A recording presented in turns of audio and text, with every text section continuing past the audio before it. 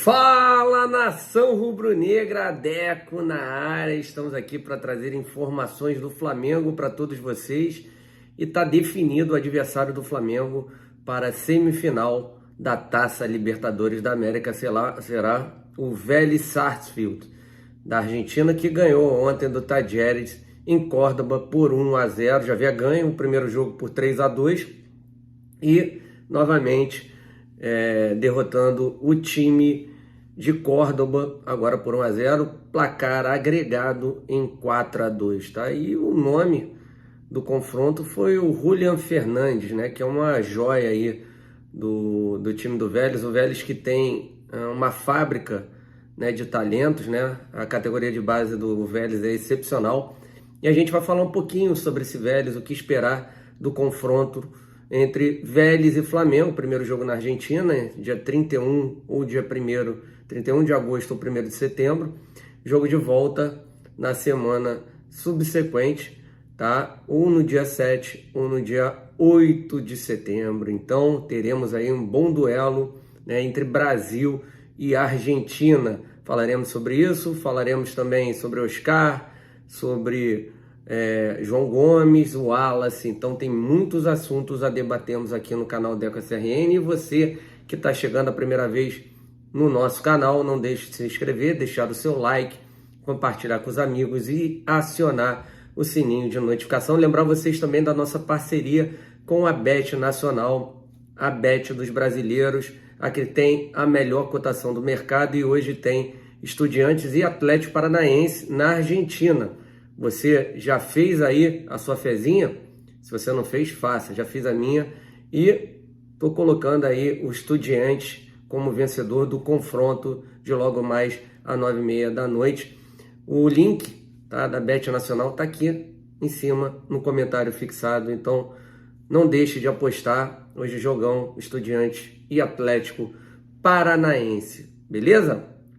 Então vamos lá. Nação rubro-negra, começar falando aí sobre o time do Vélez, né? O Vélez que é o adversário do Flamengo, e o Vélez poderá ter um grande problema, que é, quem sabe, tomar uma punição bem rigorosa da Conmebol devido a incidentes que aconteceram no José Amalfitani, né? Que é o estádio do Vélez, o qual o Flamengo enfrentou o time argentino no ano passado e acabou vencendo por 3-2. Então, houve uma confusão generalizada, né? Os torcedores do Talleres não conseguiram entrar no estádio. Com isso, hoje, capacidade lotada, hoje não, ontem, lá em Córdoba, e os torcedores do Vélez não puderam assistir devido a uma pequena punição já, e acredito eu que não irão empurrar com a barriga. E algo importante poderá acontecer com o Vélez, quem sabe jogar com os portões fechados, ou então uma informação que peguei agora há pouco, né, na madrugada, é que o lugar onde teve a confusão, né, parte do estádio poderá ser fechado. Mas aí, cara, eu acho que fica meio confuso isso. Como é que vai fechar uma parte do estádio? Onde que ficará a nação rubro-negra? Enfim, chegar lá também acontecer o mesmo problema, a torcida do Flamengo não conseguia entrar no estádio. Cara, é complicado o que aconteceu lá, mas o Vélez poderá ser, né, punido, entendeu? Poderá ser punido. Então, só para a gente explicar melhor, né, para vocês, sobre a questão da punição, o clube argentino será julgado pela Conmebol por conta das agressões sofridas por torcedores do Talleres no jogo de ida no dia 3, né? A partida foi 3-2 para o Vélez, né? No entanto, a arquibancada houve uma confusão generalizada protagonizada pelos rivais argentinos. Entre as sanções possíveis, foi o que eu falei para vocês, o Vélez poderá sofrer de jogar a semifinal com portões completamente fechados ou parcialmente, cara. É isso que eu não consigo entender. Inclusive, já recebeu uma punição, que foi o que eu avisei a vocês agora. Ontem, seus torcedores não assistiram o jogo em loco contra o Talleres, tá? Então, ainda não tem aqui o dia, né, que ele será julgado. Estou com medo disso aí ser empurrado com a barriga, tá? O treinador deles, o Cacique Medina, não sei se vocês se recordam muito bem dele, foi treinador do Internacional. Ele está poupando o time no Campeonato Argentino, né? O time vai muito mal no Campeonato Argentino, né? Pontuação aí péssima. Ele se encontra em 26º lugar, né? Com apenas 9 pontos em 12 rodadas, ou seja, está jogando com o time absolutamente reserva, tá? O Vélez tem um elenco bem enxuto, né? Na questão de trocas de seus jogadores, então por isso está chutando balde. Só que tem que tomar cuidado, né? Porque daqui a pouco pode ser que tenha, né, no caso, um rebaixamento. Enfim, mas eles estão aí. A informação que eu recebi é que o Vélez, eles vêm jogando aí com o time totalmente reserva no Campeonato Argentino e dando total prioridade para a Libertadores, tá?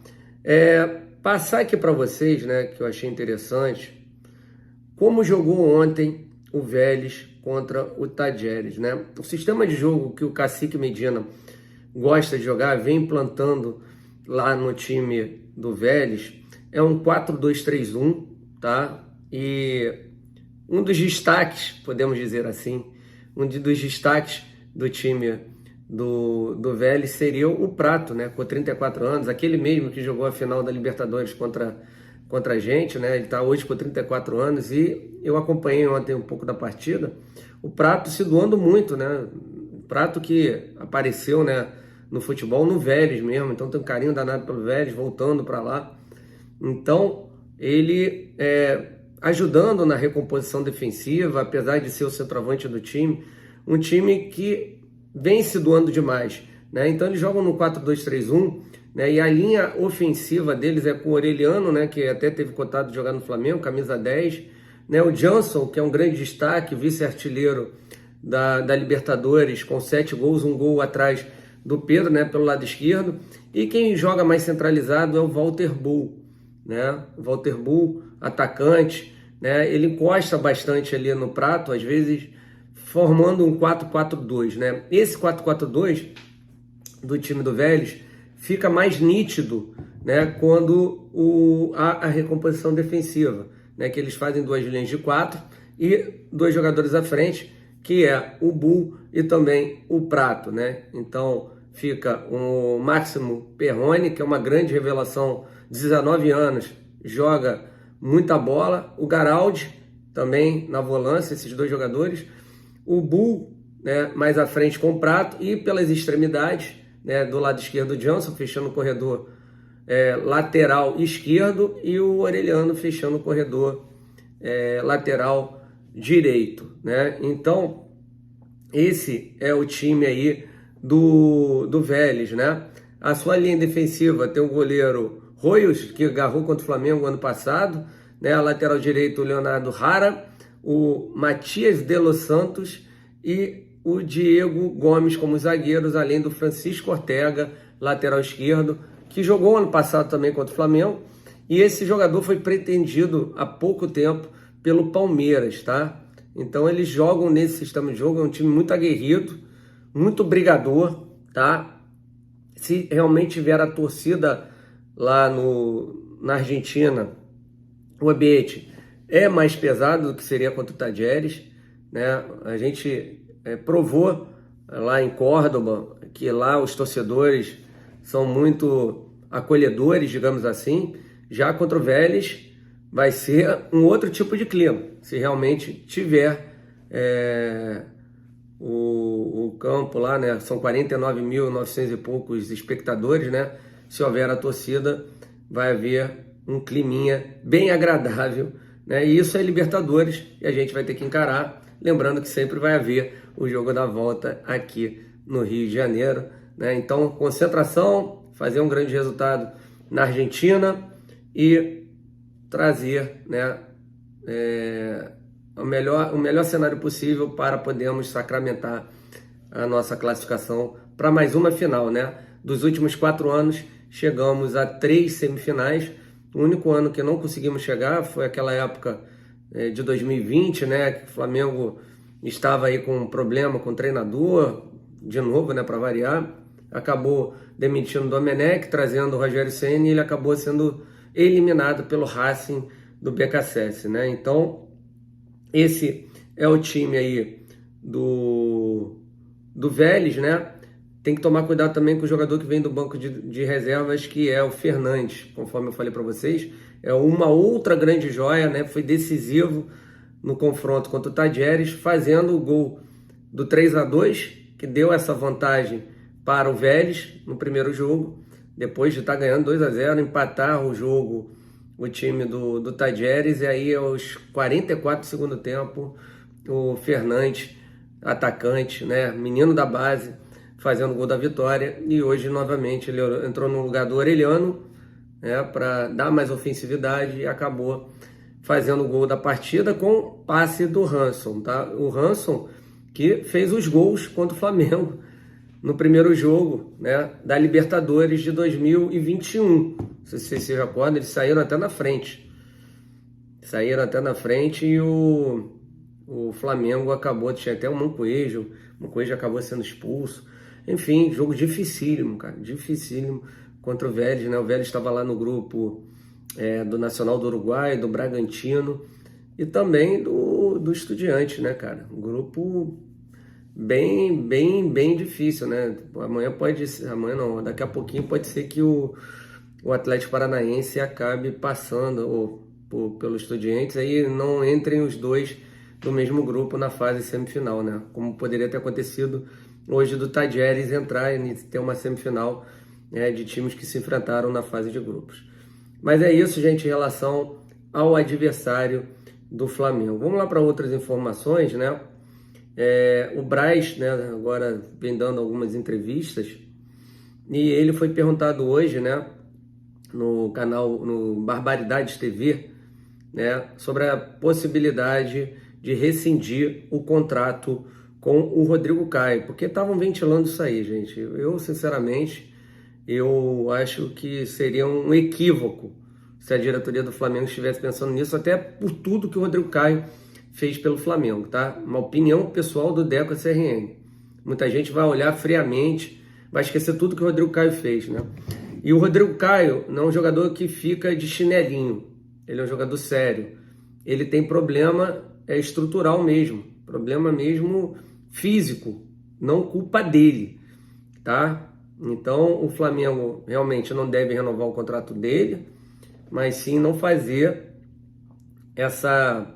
esse absurdo que seria a rescisão de contrato do jogador. E aí ele perguntado, né, o Marcos Braz perguntado, ele falou assim, chance zero de rescindir o contrato dele. É chance zero, tá? Então, ele acabou desmentindo qualquer possibilidade aí de uma rescisão de contrato aí com o jogador Rodrigo Caio. Beleza? Então,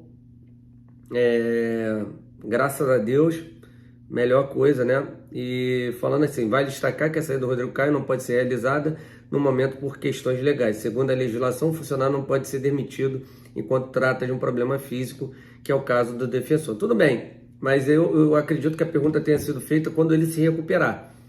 Ele treinando e tal, se poderiam fazer isso, não vão fazer. Não vão fazer, tá bom? Vamos lá, então, continuar aí no nosso vídeo, tá?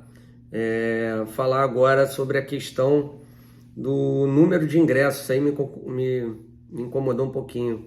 Ingressos para visitantes entre Atlético Paranaense e Flamengo esgota em 30 minutos, né? O Flamengo terá apenas, tá? Apenas 1.350 torcedores lá para o jogo da Arena da Baixada. Se o estádio tem capacidade para 40, 43 mil, digamos que tenha 40 mil. Pelo que eu sei, a questão do número de torcedores seriam para a Copa do Brasil 5% do total. Se for 5%, o Flamengo deveria ter pelo menos 2 mil. Não sei nem se chega a 10, tá? Mas pelo menos 2 mil deveria ter, e aí já está errado. 1.350 daria mais ou menos uns 3%. Alguma coisa está errada em relação a isso. Alguma coisa está errada em relação a isso. Mas enfim, estão tentando criar um clima lá, péssimo, né, para a partida. Mas o Flamengo vai com tudo para cima deles. Pode ter certeza disso. Ok? Então vamos lá, continuar falando sobre a Copa do Brasil, tá? Que o Flamengo foi multado em R$17 mil pelo STJD por objeto arremessado no campo e atraso contra o Galo. O tribunal absolveu o clube das confusões ocorridas fora do estádio, lógico, como o apedrejamento do ônibus atleticano e invasão de torcedores. Tá? Então o Flamengo foi punido por R$17 mil absolvido do tumulto ocorrido do lado de fora. As multas: arremesso de objetos ao gramado, 2 multas de R$5 mil. Atraso pelos sinalizadores, multa de R$7 mil. Tumulto do lado de fora, absolvido. Tá? A questão do lado de fora foi o que eu falei hoje na minha live. É uma responsabilidade pública, né? Do governo, do município do Rio de Janeiro. Eles deveriam dar a segurança adequada, né? Quem garante que a pedra atacada foi de torcedor rubro-negro? Não dá para provar. Então, ali é terra de ninguém, lado de fora, né? Não quer dizer, ali não é responsabilidade do Flamengo. Então, eles não poderiam punir o Flamengo por isso. Com certeza. Ninguém garante quem fez essa aberração, esse absurdo que é atacar um ônibus de um clube com uma pedrada, seja torcedor do Flamengo, tá? Então, devido a isso, o Flamengo não foi punido, né, e foi absolvido por essa questão. Beleza? Vamos lá aqui então falar também sobre a questão, né, do jogador Gabriel Batista, tá? Que o Gabriel Batista está se aproximando do Santa Clara de Portugal, né? O jogador que está no Sampaio Corrêa tem uma cláusula contratual. Se chegasse uma proposta que agradasse o Flamengo, o Sampaio terá que rapidamente liberar o atleta para que o Flamengo possa negociá-lo. E é o que vai acontecer.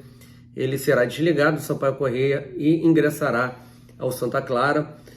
Os moldes da negociação, pelo que soubemos, o Flamengo ficará com 20% a 30% de uma negociação futura pelo Gabriel Batista, tá? Gabriel Batista, então, sendo negociado com o Santa Clara de Portugal. O Flamengo, pelo jeito, não ganhará R$1 somente se o jogador for negociado por esse time.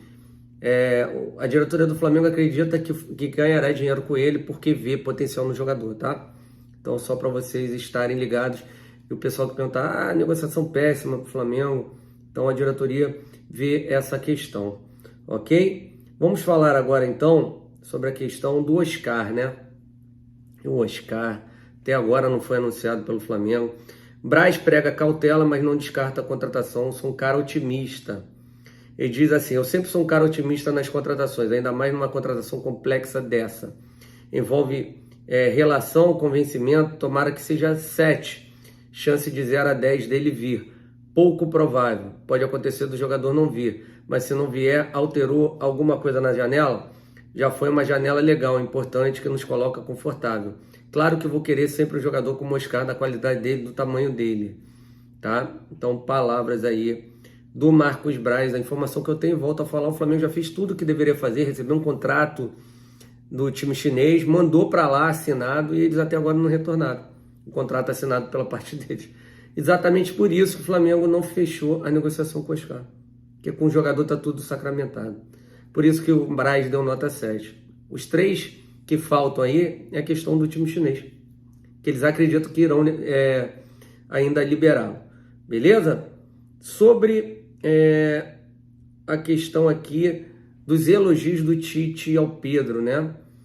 O Tite vem elogiando consecutivamente o Pedro e acredito eu que ele dará uma oportunidade ao Pedro na seleção brasileira nesses últimos amistosos.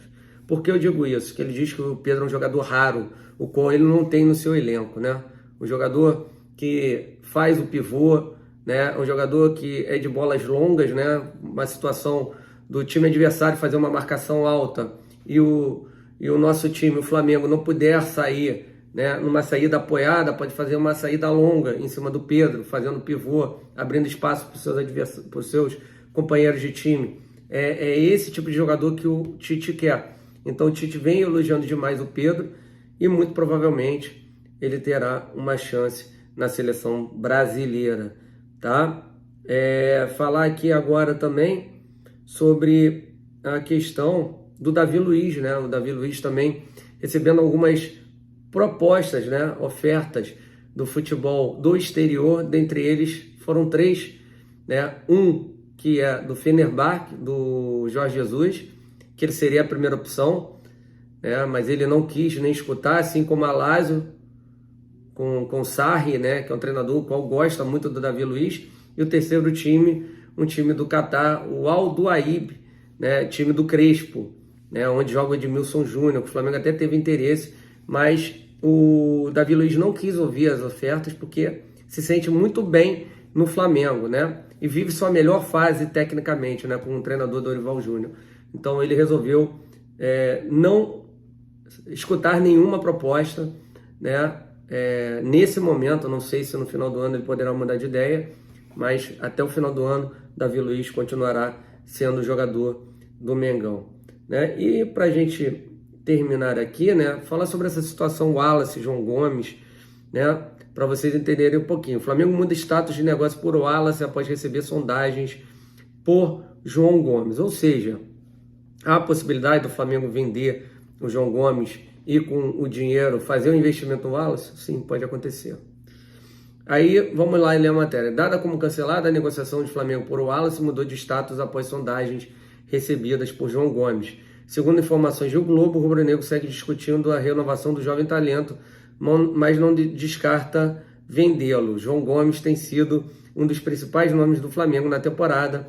O jovem volante tem encantado todo o país com muita garra, ótimos desarmes e boa saída de bola. Contudo, ele não tem se sentido valorizado pelo clube, contratualmente falando. Sobre o assunto, o vice-presidente de futebol revelou que não quer perder jogadores importantes. A gente não tem nenhuma proposta, mas tudo pode acontecer até o último dia da janela. A gente não quer perder nenhum jogador que pode nos desfalcar, porque a gente ainda está de pé, estamos bem encaminhados na Libertadores da América, terceira semifinal em 4 anos. Jogo difícil contra o Atlético Paranaense e a gente ainda vai lutar pelo Brasileirão, pode ter certeza, tá? Diante das especulações, o Flamengo se comporta como quem está receptivo a boas propostas pelo volante, por isso já recebeu sondagens por João Gomes. Nesse sentido, o nome de Wallace volta a ganhar força pelo menos até o dia 15, quando a janela fecha. Em sua fala, Braz deixou claro que o interesse pelo jogador da Udinese ainda existe. O Wallace é um jogador que nos interessou e que sempre interessará. A janela de transferência ainda está em andamento. A gente não sabe se perde mais jogador, se vai acontecer alguma coisa até o final da janela. Qualquer jogador que nos interessou no início da janela nos interessa agora, né? Falando sobre a renovação do João Gomes, ele não concordou com os valores apresentados para ele, queriam dar um aumento para chegar o salário dele para 80 mil e ele não aceitou. Só para dar algumas informações sobre essa questão. A janela para a chegada de jogadores ao Brasil fecha dia 15 de agosto. Para sair é depois. Então, o medo é o seguinte, fechar a janela e o Flamengo ainda pensar em negociar o João Gomes. Espero que se o Flamengo não contratar mais ninguém, o Flamengo não negocie ninguém, tá? Porque o Flamengo precisa. Os únicos 2 jogadores, na minha visão, que podem ser negociados são que não estão sendo utilizados. Vitinho e Diego Alves. Só. Entendeu? Mas se o Flamengo não fizer mais nenhuma contratação, não pode sair mais ninguém. Só esses 2. E aí, vida que segue. Se for negociar o João Gomes ou outros, né? Léo Pereira, Davi Luiz. Final, né, gente? Vamos deixar esse ano andar. Tá tudo bem encaixadinho. Tá tudo dando certo. E a tendência é que o Flamengo conquiste títulos esse ano de 2022, depois de um ano, de início de ano, muito imprevisível, né? Parecendo que o ano iria acabar logo nas oitavas, tanto da Copa do Brasil quanto da Libertadores. Mas graças a Deus, tudo está se ajustando aí. Beleza? É isso aí, galera. Muito obrigado a todos vocês. Mais tarde estaremos de volta aí na nossa resenha de 1h30 da tarde. E à noite temos a nossa live do Mengão 20h30. Fiquem com Deus, se inscreva no canal, deixe o seu like, compartilhe com os amigos e acione o sininho de notificação. Saudações rubro-negras.